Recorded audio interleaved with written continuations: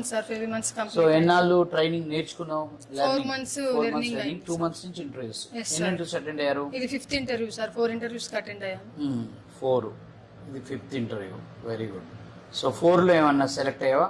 Select కి second round కి వెళ్ళాను సార్. వెళ్ళావు. Okay, very good. Okay, so ఎలా హెల్ప్ అయింది? ఓకే, ట్రైనింగ్ అంతా అంటే అంతకుముందు నువ్వు ఆల్రెడీ డెవలప్స్ నేర్చుకుని Yes, వచ్చావు కదా, sir.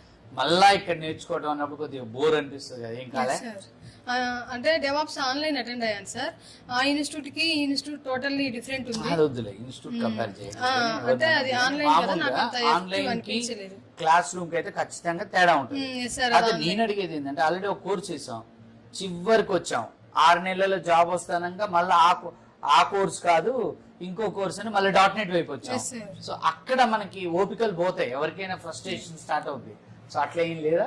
అదేం లేదు సార్, నాకు ఫ్యామిలీ సపోర్ట్ ఎక్కువ ఉంది. ఉన్నది. రిలేటివ్స్ లో చాలా మంది అన్నారు డెవాప్స్ నేర్చుకో